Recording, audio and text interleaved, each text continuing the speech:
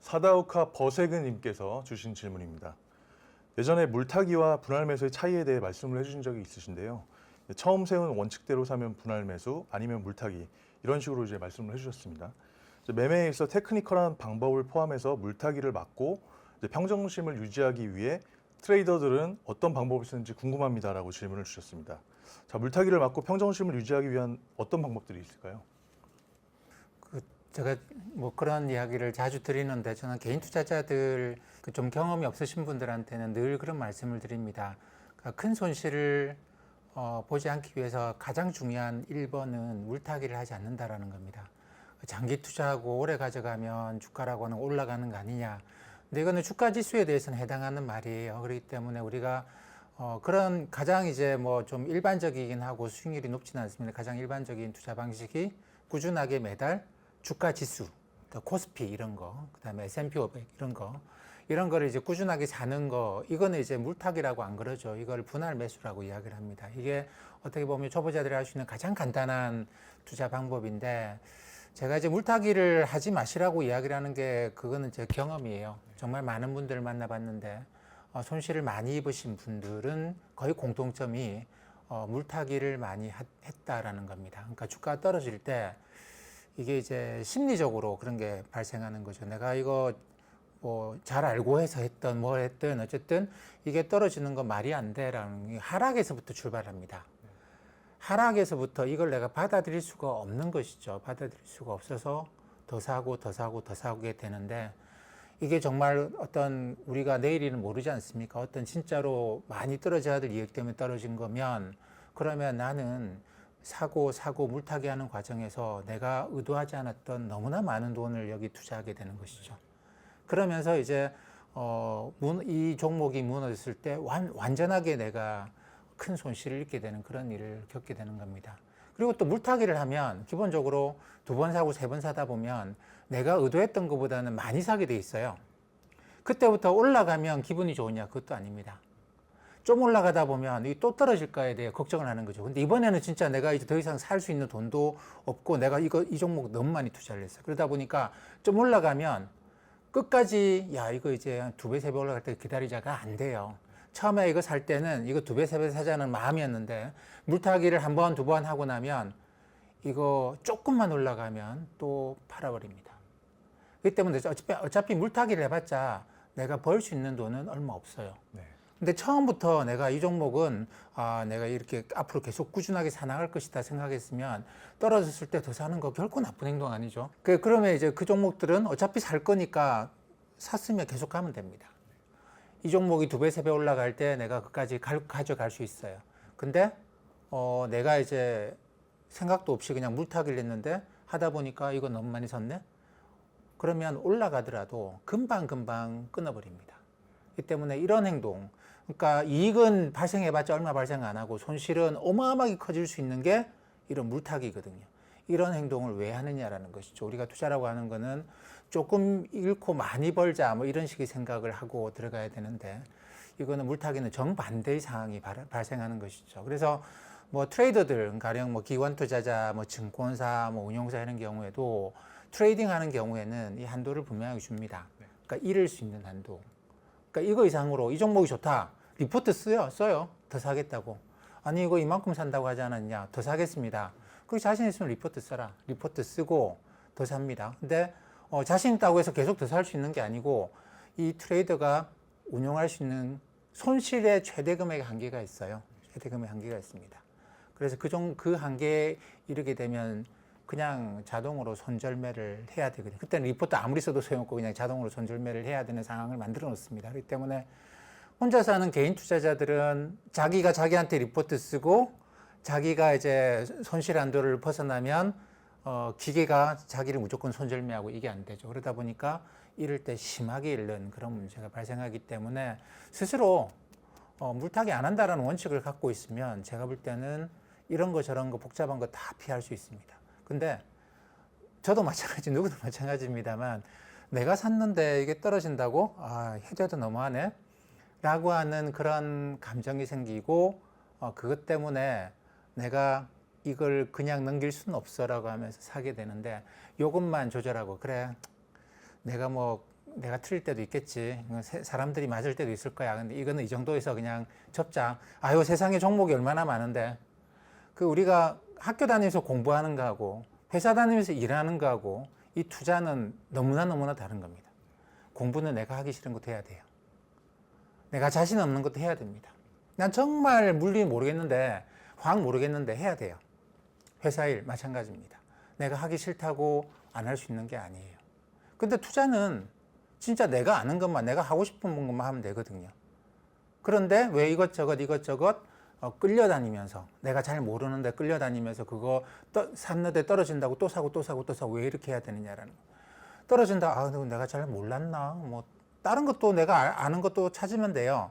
널리고 늘렸습니다. 우리나라에도 종목이 2,000개, 물론 2,000개가 다 다르게 움직이는 건 아닙니다만 미국 같은 게 6,000개 이상의 종목이 움직이고 있는데, 그거 하나에 내가 떨어졌다고 마음 상하고 그거에다가 이제 모든 걸 계속 내 돈을 계속 집어넣고 그것 때문에 아, 올라야 되는데 이거 왜 안 오르지? 그런 심리 상태를 만들지 않는 게 제가 볼 때는 투자에 성공할 수 있는 가장 중요한 맥락입니다. 네, 말씀 잘 들었습니다. 강기훈 님께서 주신 질문입니다. 부채 비율에 대한 질문을 주셨는데요. 부채는 가계부채, 기업부채, 국가부채로 크게 나눠볼 수 있을 것 같은데 각 부채의 성격에 대해서도 좀 알고 싶고 부채 비율과 주식시장 간의 관계도 궁금합니다라고 질문을 주셨습니다. 각 부채의 성격 그리고 부채 비율과 주식시장 간의 관계에 대해서 말씀을 좀 부탁드리겠습니다.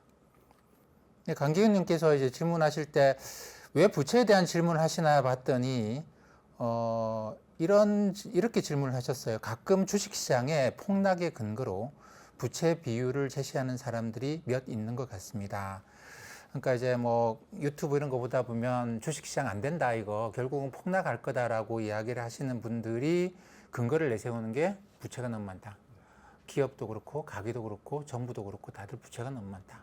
이 부채를 이렇게 일으켰는데 다 잘 될 거라고 생각하느냐? 폭락할 수밖에 없을 것이다. 이렇게 말씀하시는 분들이 계세요. 근데 이 부채라고 하는 거는 늘 맞습니다. 이런 문제를 갖고 있습니다. 사실 부채라고 하는 게 서양에서는 상당히 좀 금기시하는 그런 게 강했어요. 제가 좀 공부하는 것 중에 하나가 GDP 역사인데, 뭐 국내 총생산 역사인데, 정부가 돈을 빌려가지고 공공사업을 하면, 그러면 1번 정부가 부채가 계속 쌓여가 정부가 망한다. 계속 돈만 집어넣고, 일본은 그런 상황이기도 하죠. 아니다, 반대로 2번의 해석도 있습니다. 정부가 부채를 빌려가지고 돈을 투자를 하면 그게 경제가 돌아가서 세금을 더 많이 내서 정부가 빌린 부채도 갚고 경제도 돌아가고 얼마나 좋으냐. 이게 이제 케인지안이라고 하는, 경제학에서는 그런 전통이 하나 있죠. 이게 이제 GDP 통계를 만들 때 이 양쪽이 이제 격렬하게 충돌을 합니다. 그래서 GDP에 정부 넣지 말자. 1번 의견은. 정부가 돈 빌려가지고 막 사업을 했는데 GDP가 막 늘어나요. 아, 이거 뭔가 앞뒤가 안 맞다. 넣지 말자. 2번, 아니, 그거 안 넣고 뭐 하자고. 그 정부가 돈을 막 쓰면 GDP가 막 올라가요. 그렇기 때문에 지금 우리는 어떻게 보면은 이 GDP에, 그게 이제 1940년대 초반에 있었던 논쟁인데, GDP에 정부가 들어가 있습니다. 정부가 돈 빌려가지고 막 하면 GDP가 증가한대요. 그게 그래서 어떤 좋은 결과를, 아무도 안 다니는 길에 도로 막 깔았는데 정부가 돈 빌려가지고, 이래도 이제 정부의 부채가 증가하면서 GDP가 증가합니다. 이거는 사실 결국은 안 좋은 결과를 낳을 수밖에 없겠죠. 우리가 그냥 상식적으로 생각을 해보면. 또 한편으로는 정부가 돈 빌려가지고 경제를, 폭락하는 경제를 살려야 될 때도 있거든요. 그러니까 이거 우리가 구분하기가 되게 어려워요. 어떤 경우에는 부채를 빌려서라도 뭔가의 정책을, 공공정책을 써주면 경제가, 추락하던 경제가 다시 좋아지면서 그 과실이, 뭐 세금이 더 많이 거쳐가지고 정부가 다시 건전화될 때도 있고 그렇습니다. 역사적으로 보면 2차 대전 이후에 이런 경험도 있고 이런 경험도 있어요. 그러니까 정부 부채가 계속 증가하면서 인플레이션만 낳고 야, 세상 망했다 이러는 1970년대도 있고, 그 다음에 이제 정부 부채를 다시 안정화시키면서 그 역사상 최고의 호황을 누렸던 1990년대도 있고 그렇습니다. 그렇기 때문에 부채가 많다라는 것만 가지고 이게 주가가 떨어질 것이다 이렇게 이야기할 수 없는 것은 분명해요. 오히려 부채를 조달하면서 주가를 더 끌어올리는 측면이 분명히 있습니다. 근데 이게 한 번씩 심각한 경기 침체를 겪으면서 이 다들 부채가 많죠.